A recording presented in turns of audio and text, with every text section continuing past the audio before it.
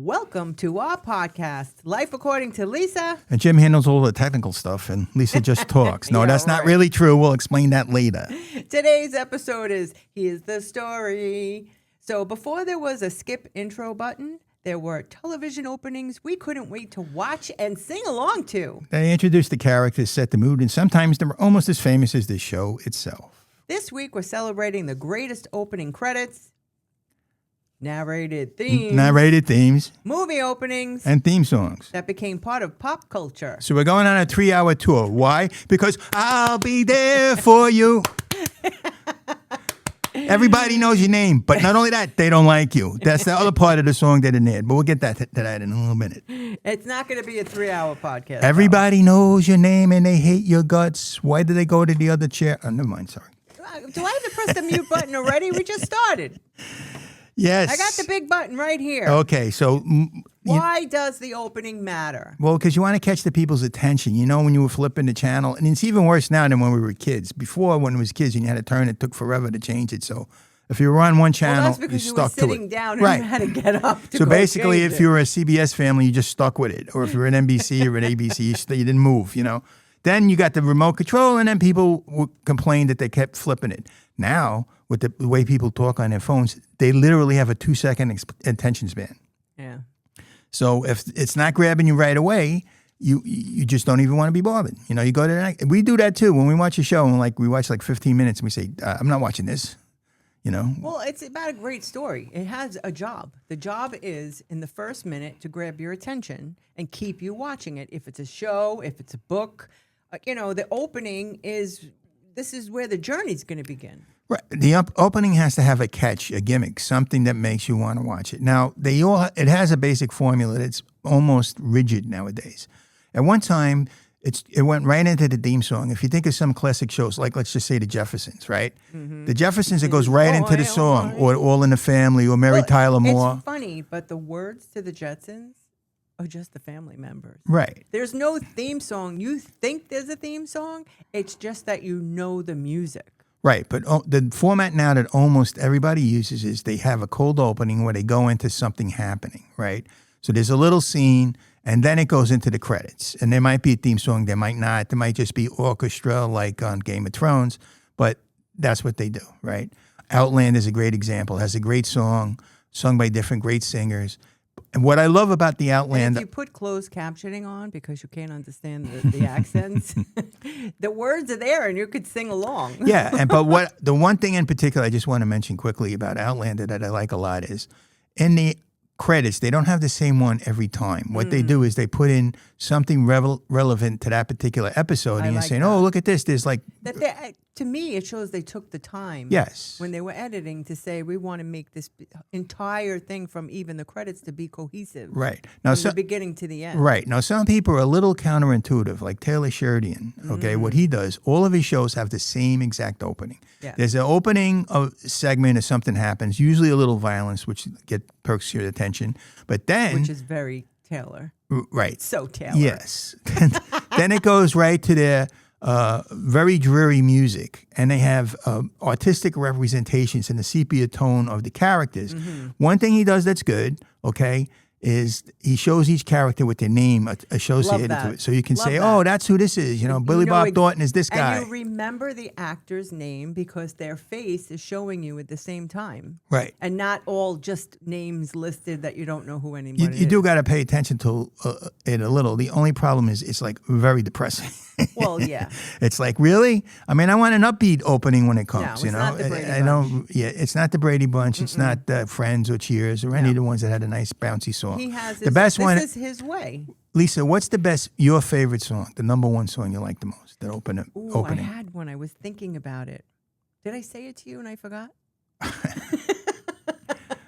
I love singing along with a lot of My things. favorite one is the Jeffersons. by a mile. But I'm telling you, the Jeffersons has 4 lines, and it's just Not the Jefferson, the Jetsons have 4 lines. The Jeffersons. The Jetsons and the Jeffersons are totally different, Lisa. I had it in my head.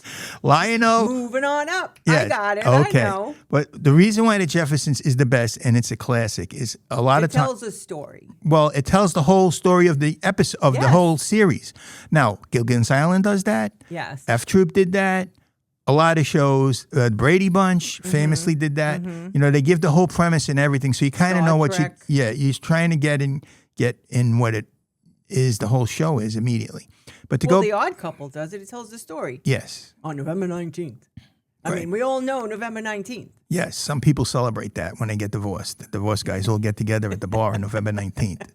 But here's what happens. To go back to the original premise, a lot of people copied one famous opening, and that famous opening was in the James Bond movies. Yes, it was. So what they did to grab your attention, there's always an opening set piece. It's a cold opening, and it goes into some crazy thing with machine guns and car chases, helicopters, all of this great.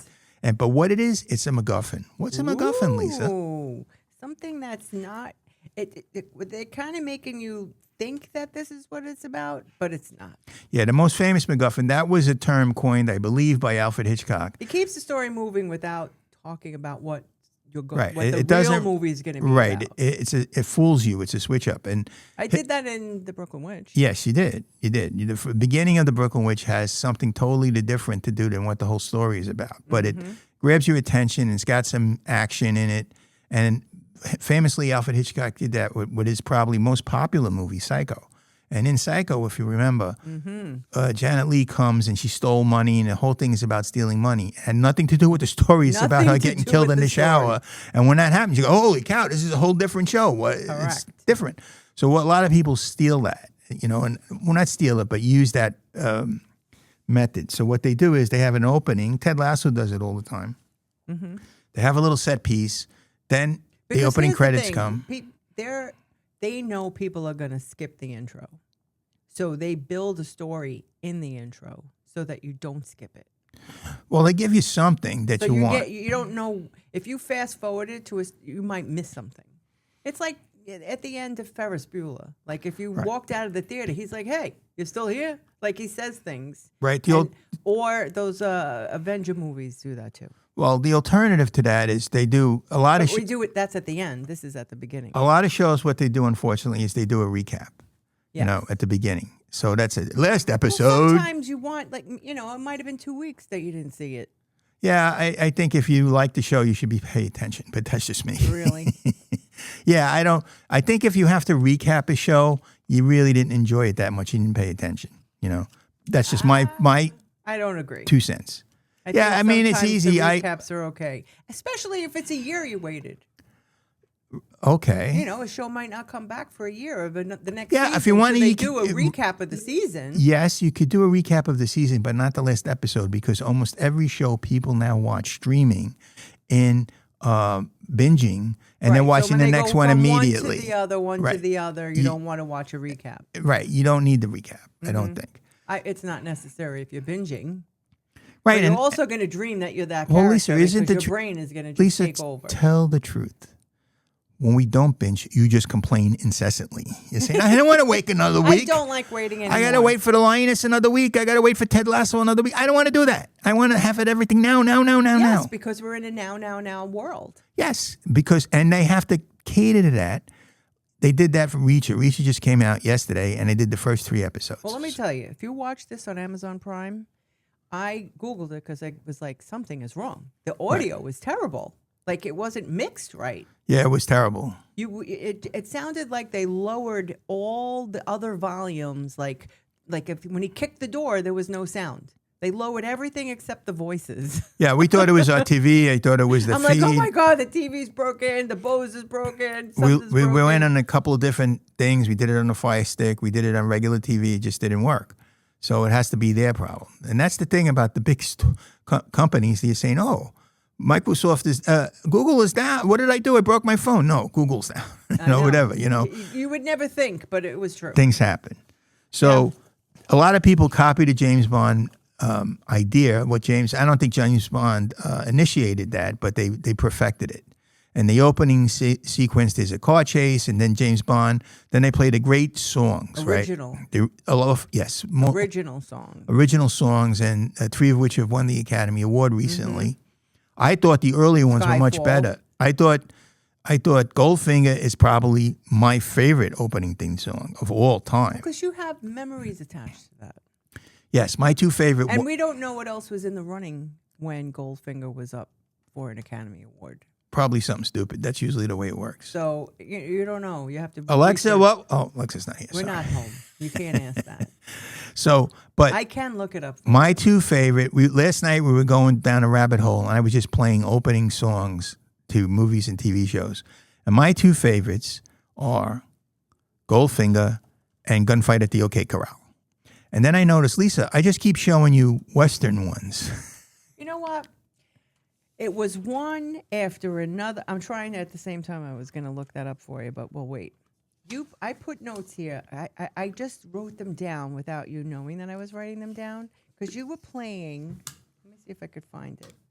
Okay. You were playing what you kept saying. Watch this. Watch this. Watch yes. This. So one of my. I'm like, what the hell? Some of them were very obscure, of course, because I specialize in obscure shows from 50 years ago, and Lisa hadn't seen one of my favorites. Oh, here we go. Branded with Chuck Connors. Branded, marked with the mark of shame with the mark of Cain. So this is what happened. He's showing me all these openings to all these shows. When I saw them snap that sword over the knee, I was like, "Are you kidding me? They used some broken prop." Here's what's fun. Here's what's funny about Branded. The first minute of the show, okay, when they show his whole, and they show the whole story of the show in that 1 minute, okay, and the show is basically about a soldier that has to go undercover, so he fakes being a coward to go and investigate things for the army, but they're throwing him out of the army, so they rip off his epaulets. Oh, but I also know the story about that. Go ahead, tell the story. Rip off an epaulet. He cut them all so that it would be loose. So there's like one thread and he can whip it off. And then they break his sword over his knee. They take all his buttons and they break the sword over his knee. Now, what they did is they strategically weakened that. So Lisa said it was a prop. Yes, but in real life, when they did that, wait, they really broke swords on people in real life? Correct. Yes. See, I didn't know that part. Yes. I just thought that this guy was being like funny, like give me your sword, and he cracked it over his knee. No. Like he made it very simple. The implication was he wasn't worthy of having a sword or carrying a sword, but Branded is then after that he goes on and he does like Kung Fu or the one with David Jansen, The Fugitive. Every week a different thing happens and he goes along. So it was a great show. It only lasted like 2 or 3 years. I forget how long, but that just sucked you in. That opening, it was amazing. It was a great opening. I loved it. But also, what was the other thing you pulled up? You made me. Oh, then you made. You showed me Bonanza. Bonanza, which actually they didn't sing two this. of them. This, one had lyrics, but it wasn't. No, they never did the lyrics. They did the lyrics, but it was never in the beginning of the show. They just played the song. But they didn't have YouTube or anything at that time. Johnny Cash actually covered it and sang it. We saw the video of Johnny Cash singing it. And it was pretty lame opening, okay? It was very lame, okay? But the opening Bonanza was an orchestra, like it was a song. It was music. But then you played, so you did tell me that. And then you showed me a YouTube video of Johnny Cash singing it. Yes, I understand. The song. Right. Well, it was very popular. You knew the lyrics. Right. And one of the most popular songs of all time, one of my favorites. And then also The Life and Legend of White Earp, which was kind of, the song wasn't very good, but it kind of told the story of White Earp. But the point of it is a lot of those shows, they have. Don't forget Gunfight at the OK Corral. Yeah, that's the movie, sweetie. Too. That's the movie. That's my favorite. Well, I wrote them all down. OK You Corral. just kept showing me stuff. OK Boot Hill.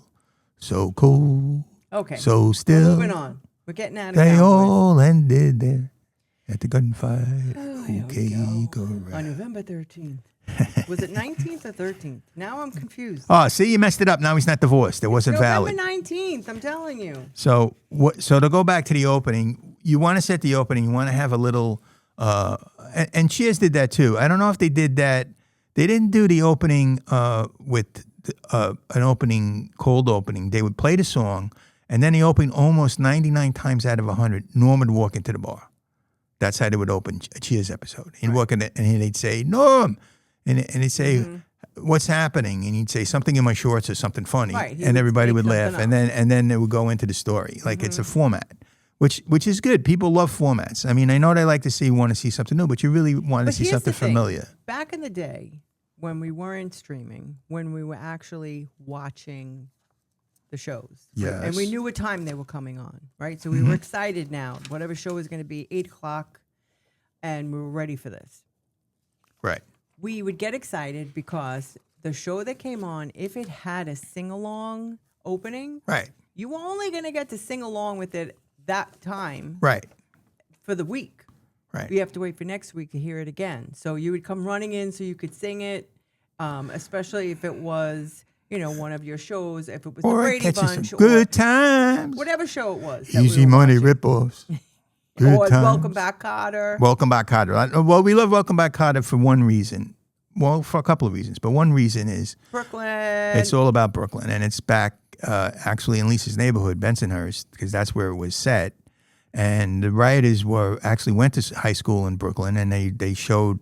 I think it sort of reflects what we did in the Brooklyn Witch, because in Welcome Back, Kotter, they had different guys that represent a different community or a different part of New York. So you had, Ron Palillo, who was Horshack, and he was Jewish. Then you had John Travolta, who was Italian, and you had Lauren Hilton Jacobs, who was black, and then you had the guy whose name escapes me, who played the Puerto Rican guy. I forget his name. But they had all the different parts of Brooklyn interacting and doing things. Now, it was very bland, so it wasn't any sort of conflict or anything that was actually happening at the time. But they made it fun and nice, which is fine. That's what you want in a TV. Sometimes when we watch something and I put it on, and Lisa says, "You're making me watch this now while we're eating dinner?" Well, yeah. I don't want to watch certain things while we're eating. I want something fun and relaxing. I don't want to see a body being cut Yeah, open. the last episode I put on any of that. actually was R.J. Decker, where this guy had Venus flytraps and he was feeding people to the Venus flytraps. And Lisa was not happy with that. Was Goldfinger the name of the James Bond movie? Yes. That's what I'm looking up? Yes. All right. So you see, on other podcasts, they have people that sit there and fact check and look things up for them on the computer. Lisa, I'm doing it at the same time. Lisa, I'm too busy doing all the technical stuff. I don't have time for that. What year was that? I'm doing all the Do you computer. know it off the cuff? I'd say 1964, but in the 60s. Okay. Did it win the Academy Award? it did not. Oh. It might be To Sir With Love might have been in that year, or Love Is a Many Splendid Thing around then. Maria and West Side Story could have been then. Oh, could have been. Could have a lot of different things. Let's see. Let me drag this over here. All right. So we got, it won sound effects. It did not win Best Song. No, it won I sound understand. effects. All right. There was a very good thunk when James Bond hit Goldfinger over the head. Yes, that's what it was. When Hajab threw his hat and it got stuck in the metal, they had a very good think. Okay, for best song. Yes. I have to put that. Riveting podcast stuff here. We're wondering who was winning the I have Oscar. to know. Inquiring minds. This is what Lisa does. She takes us on a minds. tangent about some nonsense that we don't care, and we're losing the thread. We lose it in the Wasn't end. even nominated. Oh, even better. Look at that. It Who won? wasn't even nominated. Who- First of all, it was Shirley Bassey saying. I know Shirley Bassey, of course. Okay, 1964. And As an aside, if you want to get some Shirley Bassey records, she's an amazing vocalist. I'm sorry. The best. But Mary Poppins was around. Mary Poppins one. It could have been. Chim Chimmery. Chim Chimmery. That's valid. That's like, come yeah, on. I'm not saying. But there was a lot of great James. I mean, when we went to go see Mary Poppins on Broadway, and she flew up with that umbrella, and she came right up to the balcony where we were sitting, I cried. My granddaughter said, "Grandma, you crying?" And I'm like, "It's Mary." I cried. Yeah, so well, I could understand why Chim Chimmery won. right, but some of the James Bond songs, just to get on another All right, tangent, well, because we we got went that down we answer. went down an alley here. I needed the answer. But like two songs that should have won are "A View to a Kill," right, which was the Duran Duran, I believe, and then there was "Live and Let Die" by Paul McCartney and Wings. That was a great song, right? I don't know what was it up against I don't know what it's and against. I'm not researching We're not. anymore. We don't really care. It's just saying that James Bond always has great songs. All of a sudden now they suddenly started getting All right. So picked. what was the greatest narrated and sung television opening? Greatest narrated? Well, I know. What do you think? Let's do like narrated was The Odd Couple. Love saying it. Love all the words. You know, that request came from his wife. I mean, we know all of those things. Like we know. I think the most catchiest one that I feel is the most catchiest and the best by far that everyone remembers is this one.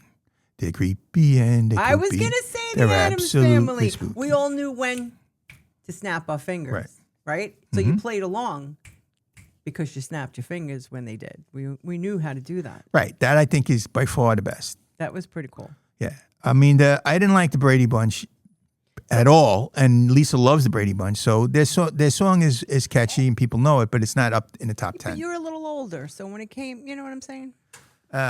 Yes, but the thing is, I didn't think it was true life. Okay, so Obviously. we have things that we participated in. We participated in the Addams Family by snapping our fingers. Right.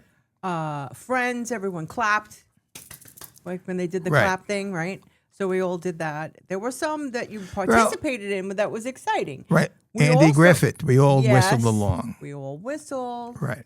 Give us a little whistle. Okay, that's enough.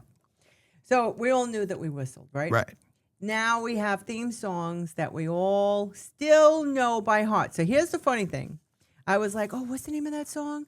So I sang the whole thing. Dad, Will, and Holly on a routine expedition met the greatest earthquake ever known. High on the rapids struck this tiny wreck. And then I got, Land of the Lost. And then I remembered Land of the Lost. Like, I still remember the song. Right. I remember the lyrics to the song. So, we have things like, you were singing F Troop. Yes. The end of the Civil War. Hawaii 5-0, we participated. We pretended we won a Yeah, but surfboard. Hawaii 5-0 is a good example of a song that's just music and very catchy that everybody remembers. And if you hear it, you instantly know the show. Two of them I could think of is that and Taxi. Taxi had a great jazz song about one of my favorite jazz museums. One of my favorite jazz singers. Yes, in Ted Lasso, Higgins wanted to go to the jazz museum. That's why I said jazz museum, but That's right. jazz musician Bob James, I had his album that it came off on. It was an amazing song, and what happened was it was supposed to be a theme song for one character, but the guys liked it so much they decided to make it the actual theme of the show. Now, this is an aside. Here's another cul-de-sac we're going to go down. Uh-oh. What they used to do sometimes is when you had a character, they would play a little music for that character. So whenever you heard that music, you would know it's that character. Now, the guy that was famous... Almost like what they do to the Yankees. Yes, well, when they come up to bat, yes, they pick out a song.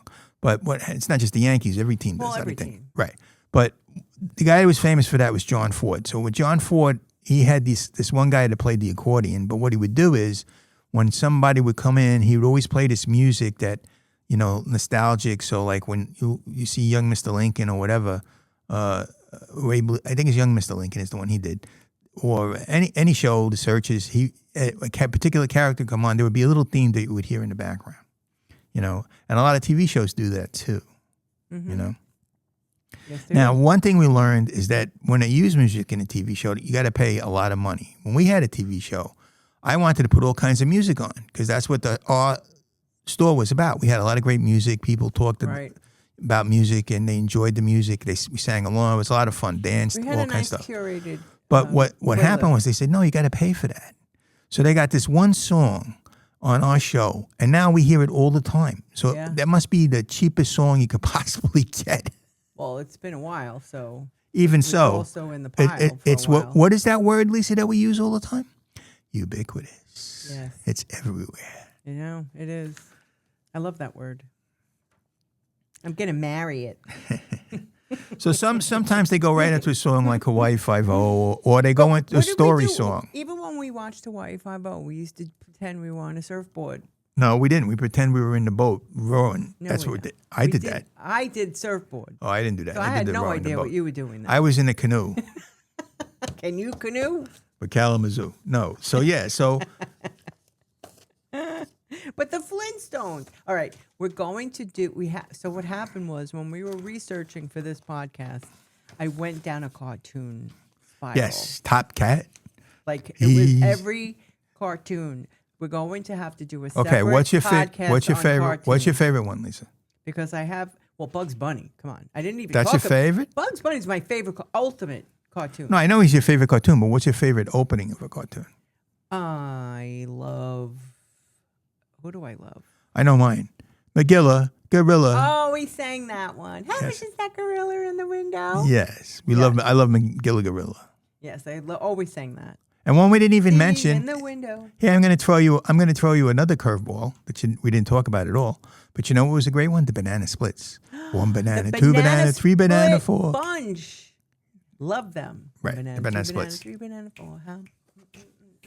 I can't That's the remember thing. The words right now. That's the things about this. They're so catchy, and you remember the first 2 lines maybe, and then you're but dead. I used to sing over hill and highways. The banana buggy goes, coming to bring you the banana split show. La la la. La la la la. Yeah, that was the best part about it because you only had to learn like 3 lines, and then you could just la la la your way right to the bananas getting out of the car. Yeah. Okay, Flintstones. We're gonna go back to. We're gonna have a Yabadoo time. We will do a podcast on cartoons because there's a lot to talk about with that. But when meet the Flintstones, the modern Stone Age family, right? Yes. Now, not only do I know the words to sing the song when it was opening, but I remember when they had they opened up a restaurant. Do you remember that episode? Yes, they serve Brontosaurus burgers, as I believe. I remember the song. Oh, really? Do you remember the song? I do not. Here we come on the run with a burger on a bun and a dab of Coke on the side.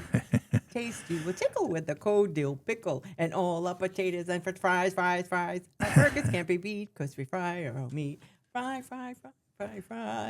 Telling you how different it was back then, okay? It's like, I'm not the greatest singer, but I got very excited. Just to one of sing the that. most funniest things I could possibly see on if you go on YouTube, and you can fall down a rabbit hole as I did with the theme songs. Type in Flintstone cigarette commercial. Really? There's a Flintstones animated cigarette commercial where Fred and Barney are talking about, I think it's Winston's, I'm not sure. They're saying, oh, it's so smooth and clean, Barney. Look at the Happy Anniversary song. Everybody knows the Happy Anniversary song. Yes. Happy Anniversary. I mean, there's all these songs that we remember. Right. And, But in the Jetsons, you said that The George Jetson. right? We meet everyone. His daughter, Jane. Jane, right? his wife. Jane, his wife. His son, Elroy. Judy is his wife, his Judy, daughter. Right. And that's it. Those are the words. Right. Until he says the famous line when he's running on the dog walker, Jane, get me off this crazy thing, or whatever it is, right? Yeah. Now there's a movie coming out. Did you know that? No, I did not. Oh, yes. Guess who's playing George Jetson? Well, it's probably Pedro Pascal because he plays everything. Nope. No? Tom Holland, he plays everything. Nope. Jim Carrey. Oh, that's interesting. Jim Carrey's going That's to not a Amy Grant? no. Amy Addams. Amy Addams, maybe? And probably Amy Addams, not Amy Grant. Amy Grant's a singer, I believe. Yeah, forget that. Well, anyway, that should be, we'll see what happens with that. They confirmed it this month with a letter. I just want to know saying who's that it was playing gonna Rosie. happen. That's all I want to know. Well, Rosie's kind of like updated. She's Really? not as cute, a little, everybody wanted a Rosie. Do you remember the sound that she made when she was sad when she broke up with her boyfriend? She was like, and she just walked around. She just rolled around moping. And there was also a song in the Jetsons. How about this one? When the words got mixed up and they recorded that song, Eep, Op, Ork, Aha. That means I love you. I even remember that. Yeah, we signed it. Somebody else must be singing along with me as Yes. Eep, Op, Ork, Op. So this episode is going to be called "We Lost the Plot." We definitely lost. Here's the story is the name of the episode. But Right. We're So- in the land of the lost right now. Right, exactly. So what happens Which is is coming back. I They're redoing Land of the Lost. I have to admit, when Lisa said this, and she was so enthusiastic and she loved it all, and I said, Lisa, this is another one of those shows that I've never watched even 1 minute of. Dad, Will, and Dad. Yeah, it's not my main thing. Oh, I didn't enjoy it at all. Sorry. They were on a routine expedition. Yes. And they met the greatest earthquake ever known. Tell that to the people in Colombia. 4 people. Sorry. God bless them. I hope they all I save don't as many even people as don't- they can. This is the fun. That's something else.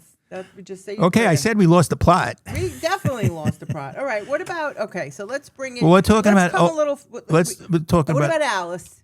Alice doesn't live here anymore. Yes, there's a new girl in town. So I could tell a story when we were promoting our show, Big Brooklyn Style, which we promoted a lot. Not as much as we promote The Brooklyn Witch, which is available on Amazon, Kobo, Barnes & Noble, and anywhere books are sold, and on our website, which you can order, and Lisa will be happy to sign it and personalize for you and put in a couple of extras. Yes, I will. But we were promoting our TV show, Big Brooklyn or just Style. Go to thebrooklynwitch.com. Right. Our TV show, Big Brooklyn Style, they sent us to different places. Like Lisa got to be on the Today There's Show. a lot of Brooklyn in our life. Yes, of It course. was in both things. So she was on the Today Show, but she really loved working with Wendy Williams. She was a sweetheart. She was a wonderful person. I God bless her. And then we went on, I think it was PM New York or AM New York or some New York show. I think it was Live at 5. I don't, whatever Something it was. like It was that. a show from Channel 4 with McGee Hickey was the person who was doing it. But we're standing in a corridor before we go on. You don't go on like everybody else, on like you'd think you'd see like on Johnny Carson. You're in the hallway. You're not in a green room or They something. didn't even have a green room. No. It was a hallway. They had a green wall. So we were we leaning were against with the green some wall. other famous guy. I can't remember him. Well, we were with a comedian who was pretty funny, whose name escapes me. He never became famous, but he was an up-and-coming guy at the time. But who comes out at a show that came before us but Linda Lavin, the star of Alice Doesn't Live Here Anymore. Mm-hmm. So me, being an idiot that I am, I start singing the song. There's a new girl in town, and she's feeling wow. And she looked at me and went, happy. ha, ha, ha. I said, I guess you heard that before. And she said, yes, I have, many times. And I said, did I tell you I'm a history buff? I know. She was not happy. Yeah, I said, maybe I understand. Listen, I get it. People that are famous and they have to deal with the crowds, they don't like it, and they But there's a way of just like, it's like, fine, how are you? Like when someone says, how you doing? Do Yes. you really honestly answer them with 50 things that are going on in your head? Or do you have to you be say, snotty all the time? Some people are "Fine, snotty. How are you? But you don't want to really engage or continue And the it conversation. wasn't like you were someone just walking by. We were in the same segment. We were in the same room. Yeah, but even that isn't a big deal. I mean, all she had to do was like acknowledge that I knew who she was. Mm-hmm. Because let's be honest, sweetheart, you're a little obscure. Most people wouldn't know who you are because Alice was like 30 freaking years ago. So, you know what I mean? And you're not that important, but whatever. I mean, I don't like to burst. I could think of a million nasty things to say in these situations, and I always stop myself. Well, not always, but often. And let me ask you a question. Yes. Let me bring it back to the Jetsons for a second. Oh, if I meet George Jetson, I'm going to be very nice to him. I'm not going to sing the Jetsons song. Thank you. Because you But only have a couple of lines. I'm just going to say, George, didn't you just want to punch Mr. Spacely right in the face? Now, think about it. They had video chats. Yes. They had flat screen TVs. Yes. They had smart watches. Yes. They had robot vacuums. Right, Okay. Voice activated virtual assistants. right. This was in 1964. Well, let me explain. 62. Yes, let me explain to you what happened in the 60s, Lisa. In the 60s, there was this guy, Timothy Leary. Okay, he invented LSD. So one day he was sitting around in a room with all these guys, and he gave them all LSD. And those were the writers for Star Trek and the Jetsons. And they imagined all this stuff. You're making this up, right? Yes, I am. Sometimes I I am. have to ask him because he says it with such a straight face. Yes, I am. But it seems that it's prophetic. They just sold us and told us what exactly was going to happen in the future. Star Trek does that all the I want time. to bring it a little forward. And to that's like and one something in the just one point. 2000s. Just one point, please. Star Trek is very scary because in Star Trek, if you watched any Star Trek shows, Mm-hmm. what's the most ubiquitous thing? A red shirt. Besides that, the computer. Yes. They always go, computer, do this thing, and the Yes. computer does it. Or computer, find out that thing. Guess what? That's what AI is. Yeah. It prophesies what we were going to have. So now we go to AI and say, AI, tell me, what were the songs that were in when Goldfinger was in? Yeah, I know. I just did it. So people that use AI, and it's a big debate now, everybody's talking about it, And everybody's saying, it's pretty funny how people go, I'm never going to use AI. I'm pure. I just write myself and I do this myself. And no, you don't. I mean, everybody's going to use it eventually. Don't write a book using AI. It's silly. Yeah. Because you're just going to get pap, you know. Now, I read a book recently that definitely 100% was written by AI. And you know what? It was serviceable. It wasn't terrible. I could read it and say, well, you know, it's not challenging me at all, and it doesn't have any new concepts, and it's just going back over things that have already been done. Right. But I could still read it, you know, it is what it is, you know. And that happens with also a lot of authors that we get. You know, read an author like Lisa reads her cozy mysteries. Well, now I'm reading your guy. Right. That you gave me. I gave him In the Cascades. In the Cascades, it's a series. I specialize in getting series on Kindle Unlimited, which I heartily recommend to anyone.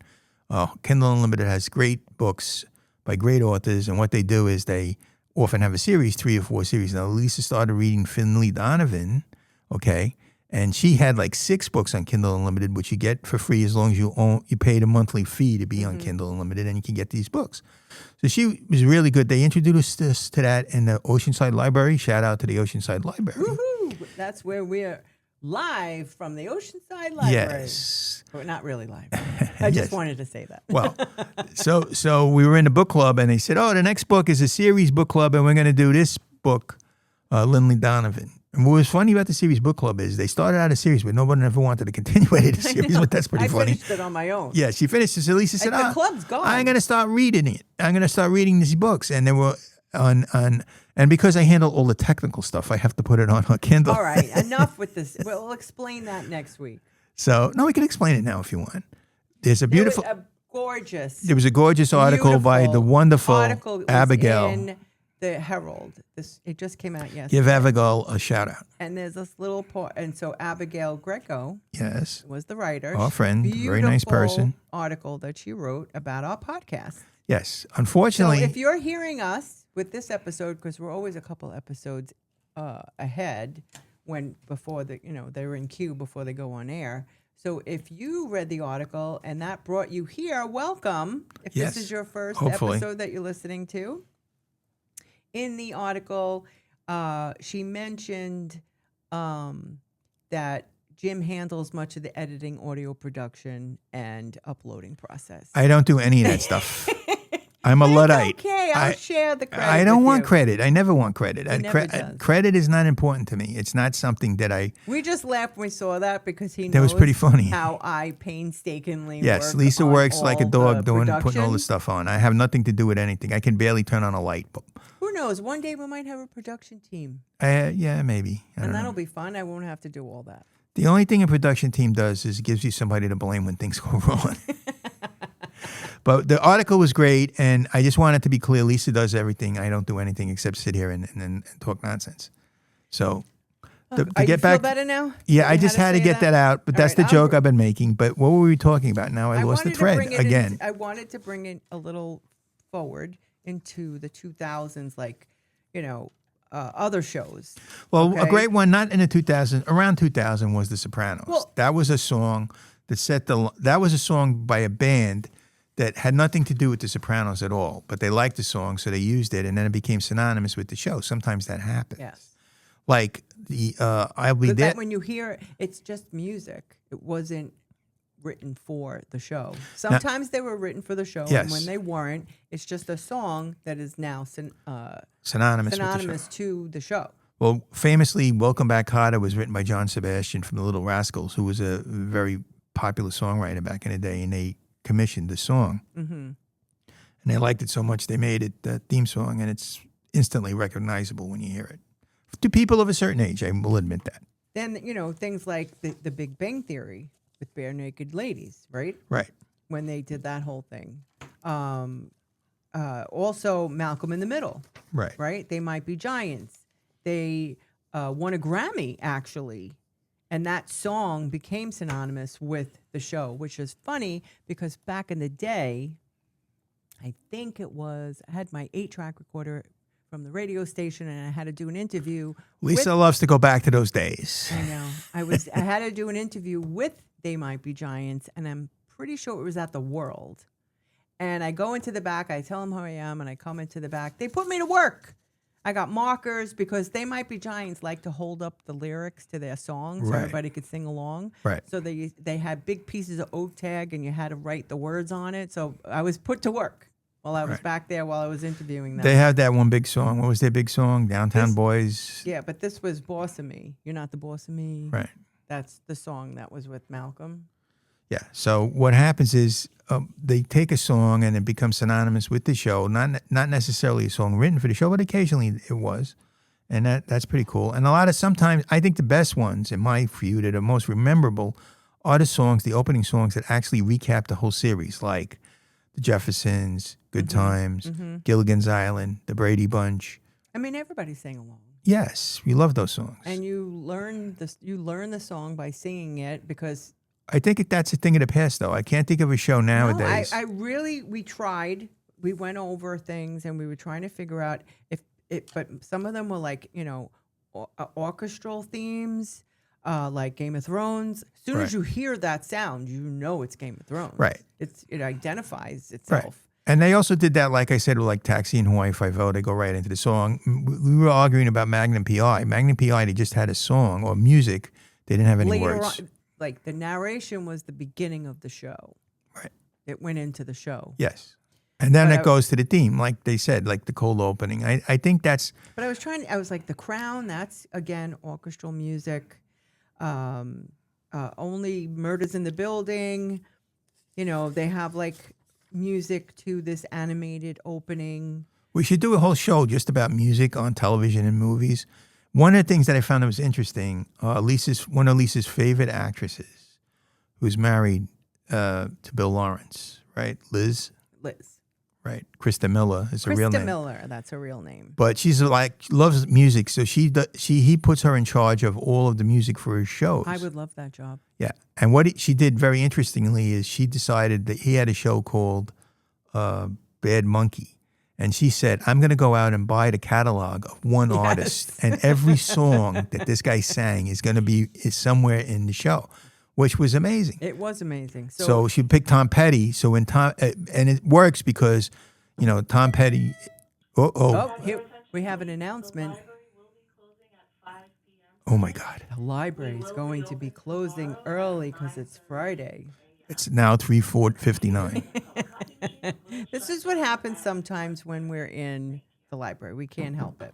Yes, we were a little late today because we ran late because we had 1,000,001 things to do. All right, and get back everybody to- that Lisa knew called it today, just so you know. I know. I tried. Before we came. Okay, I'm not that polite. I either don't answer or I say, I got to go, pal. All right, look at Yellowstone. Same Yes. thing. Same sort of dramatic Yeah, music. that's Taylor Sheridan, and he just doesn't care. He just does the same. All of them, May of Kingston, Landman, it's all the same nonsense. And Lioness, we just saw, they just have that disgusting music over. It's like you want to bang your head against the wall. It's like, please, give me something bouncy, something that's going to wake me up. Anything. The thing that's going to wake you up is all the people that get Well, killed. the murders, yes, that definitely helps. That'll keep you on your toes. Yeah. So I think a lot of it has to be, they have to clear the songs with to pay for them. They pay a lot of money every time they play it. That's why we can't play it here because I would have played with my computer each song, but then we'd be on off the YouTube. air. On YouTube, they don't allow that. I don't think so. We want to put our shows up on YouTube, so they don't allow it. So what are you going to do? You just have to make sure that you have a theme song or an opening. And it's not just the theme song, which we sort of fell into that discussion. It's also the actual opening. When they do an opening, what they do is they want to catch your attention. So whatever that might be, we just look at it and we say, "Oh wow, I'm interested. I'm intrigued by this particular show." Now, for instance, one of the most famous openings is a show I absolutely detest, and that's Law and Order, right? So Well, everybody knows the sound. that song, and they show the pictures, right? That's the sound, like a sound, a distinctive sound. I don't think I've watched it in like 20 years or 15 or 18 years. But how does it start? I think it starts with an opening of something, and then it goes right into the theme. I don't think it goes directly into the theme. It might. I'm not sure. And I don't really care because I hate that show and I don't think anybody should watch it. But let's continue. I was watching something about the monkeys. Remember that show? Oh, the monkeys. Love the monkeys. Monkeys are very interesting. The whole story of the monkeys, we could do a whole podcast just on the monkeys. Mm-hmm. how they wanted to make a band for TV and a show, and they obviously copied the Beatles. That was the whole idea of them. Right. So they went out and got 4 guys, but they were actually legitimate musicians. In fact, Peter Tork, I don't know if you remember Peter Tork. He was one of them. He got a mansion because he made so much money. So what did he do? He let guys that were musicians that weren't making it stay in his house, and they got to eat and drink and make music. And a couple of them became very famous, like Jackson Browne. And a couple of guys from the Eagles hung out with him back in 1960, whatever it was, and they eventually became famous. But he gave them a leg up, which was pretty good. So the Monkees are an interesting show. So now, just quickly, movie songs that were written specifically for the film. Right. There was one that I didn't know, okay, and it was Echo and the Bunnymen sang it in Pretty in Pink. They wrote guess the song, you're not going to believe this, but Bring On the Dancing Horses. I just thought that was a song on their album. That song was written for the movie Pretty in Pink, which I got blown away. Hopefully that wasn't a commentary of the girls at the prom. I don't even know what you're talking about. Wasn't Pretty in Pink about the prom, as I recall? Yes. Correct? But Okay. Bring On the Dancing Horses, I love that song by Echo and the Bunnymen. Yes, it's a And good that song. was actually It's no gunfight at the OK Corral, written but it's for okay. the movie. It wasn't it wasn't a song on their album Right. that they just wrote. So I thought that was very Well, A View to a Kill, I think Duran Duran wrote that for the movie, and then it became an album, and Live and we Let had Die. For the Breakfast Club, Simple Minds, we all know Don't You Forget About Me, Yes. right? Yeah, Ghostbusters. That Right. was- Ghostbusters and Footloose are obvious ones. Yes. Right. I mean, we know that. Take My Breath Away, Top Gun, Time of My Life, Dirty Dancing. And another right? song I hate by Heart another Will person. Go On. Yes, another person I can't stand. Titanic. Yes, I know. the Jim, worst. We're not going to even go there. Let's not go We're into the whole skipping over- Celine. I didn't even say her name. I didn't even say the name. Oh, okay. Mute. I didn't even say the name. I'm sorry if I say I hate a lot of people. You know, I'm just using rhetoric. I don't really actually hate them. Well, I do actually hate them, but I guess I shouldn't say that. I'm sorry. Mm-hmm. There's too much hate in the world. I'm all about love. So I strike that from the record, please. Very good. So So we're just saying an opening has to grab you. It can be the song. It could be the opening sequence. The problem is if you're making 20 shows, which they don't do anymore, now they make 6. So they really should have an opening sequence that grabs you because they're only making 6 freaking shows. So, hey, get on it. Make it funny. Make it good, you know? So they have an opening. They want to catch your interest, and then they have the theme song, and then they go right into the show. And they might not necessarily refer to the opening sequence because that might be the MacGuffin. It's not making you think about what they're talking about. They just want you to, you know, get interested in the show when you turn on the channel and it gets to it and you say, oh, I want to see the rest of this. So you'll sit through and hopefully it's a decent song or a decent theme that you can watch. And it's very short. Most of the ones that you get today now are just like a minute tops. And I noticed that when I was doing the... all right, why are you stopping? What are you doing? I don't know. I just wanted to say, all right, so before streaming, before binge watching, right? Before we press the skip, how many times did we scream out, skip intro? Like when that button pops up and we're like, skip intro, we get so excited that we could skip intro, right? Before opening credits, welcome us into the story. You know, they tell us who we're about to meet, right, where we're going, why we should care. Yes. Back in the day, some made us sing, some made us clap, some made us snap our fingers, right? Right. Some made us whistle like it did with Andy Griffith, right? Right. Now, decades later, you know, we still remember every word to those songs. I guess we do. Some of us do. The older people. I guess that's the whole problem with this podcast. We talk about stuff, or at least I do, from long ago, and I don't think any of you young whippersnappers know what the heck I'm talking about. Yeah, but the reason why I'm saying that, like, they became part of our lives. We memorized them. Because we have, of course we had recording devices, but back then the DVR wasn't available. You watched the TV show, you memorized the words, so you could sing along and participate, and it was familiar. And I'm secure enough to say I have no idea what current culture is about. I have no idea. So probably But there's I want to know why television stopped writing memorable theme songs. Or did television just simply change? I think what happened is it's always economic. So why would you want to pay royalties or hire a big songwriter to write a theme for you. You know that. They just drop you right in the action. Yes. That's their answer. Instead of having this great fun intro, they just like, boop, there you go. We're just dropping you into this. What happens is in television, in movies, in books, even, okay, things become like a style or a template, and everybody follows it. So something's successful, everybody follows it. Game of Thrones was successful, they want to copy. Now I'm like, oh, well, everybody sounds like Game of Thrones. Right, especially the fantasy ones. Westworld. Yes. All of those shows all have that same piano playing or, you know. Right. It's derivative, actually. Yeah. You know, that's what just happens. It's just because they just copy what was successful and everybody is a lesser version of it. And it's like a photograph or a photocopy when you're running out of ink, you know. It's not as good as the original. So I think they changed a lot how they start. And sometimes it just doesn't grab you, you know. When we flip the channel and it happens to come on to an opening, that's the thing. You don't even flip a channel anymore. No, it's not a you thing. don't. I've never flipped. You're like, what do you want to watch? And you just go I haven't through flipped the your channel streaming. in like 10 years, I don't think. What I do is I go to the Nobody video. goes to the guide and flips channels. Nobody goes. I guess you might go up and down with the remote, but you don't. So You just say, what are you going to watch? Oh, this is streaming tonight. This is available. This one's available. Yes. This one comes out every Thursday. You know that, you know. well, we just come up with interesting topics just talking. So here's an interesting topic. When you watch TV and you're on the guide, you can't go down and look at the different channels because what happens was it used to be that all the channels were relatively the same.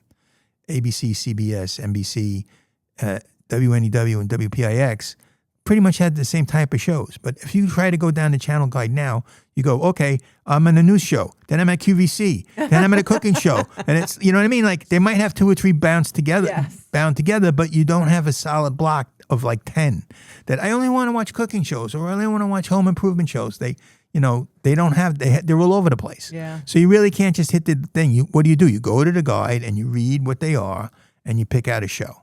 Then if you're using a streaming service, you go to the streaming service, which are very difficult these days. It's horrible. I've come to the conclusion that I don't want to do this anymore. What I do is I find a name. Lisa and I now, what's our go-to thing we do, Lisa? We find the name of a show on the internet, and we look it up, and we say, oh, this show is on Hulu. We have Hulu. Great, we can watch it. Oh, this show's on Amazon Prime, like Reacher. Oh, Reacher just has a new show. We go to Reacher. Right. And we go right to that. But we don't sit on Amazon Prime and flip until we get to Reacher. We research it. So we figure out where we can get it. What's new on Hulu in August? What's new in, like, we pick whatever month it is and what's coming out, and we look it up. Now, but what that means... And then usually you see it in Facebook as an advertisement, like what's new on BritBox or Acorn. Right, or Apple TV, which we love. So, like, we go to Widow's Bay, came out, and I didn't know any idea. I never would have picked it out from the picture. Great show if you have a chance to watch it, with the guy from The Americans that's married to Felicity. We're just going to name TV shows. Yes, people. that's all we're going to do. And it's a pretty good show. But as we were talking, and it's another podcast, we're going to talk about people that rip other people off. And the guy that wrote that must have sat in a room with every book written by Stephen King. I know. And he said, I know what I'm going to do. I'm going to take this by osmosis and write a show, and I'm going to sell it to Apple TV. So it's sort of kind of like Stephen King, but not exactly Stephen King. You know, and that's what he did. And that's why people liked it. So we were far afield. We gave up 6 possible future podcasts that we're going to talk about. But hopefully... I know, we're always taking notes on that. Yeah, so hopefully you're going to read the article in the Oceanside Herald. You're going to listen to our podcast. Listen to some of the earlier ones. Not the early ones with the poor quality. But you know what? If you go through all 22 or 24, wherever we have at the time, I mean, we've been doing this for 23 weeks in a row. Yes, here at the Oceanside, the lovely Oceanside. If you catch this, that's season 2. Season 1 has a few. They're funny, but it's a little different. Yes. But until next time, keep laughing. Keep reading, and keep the conversation going.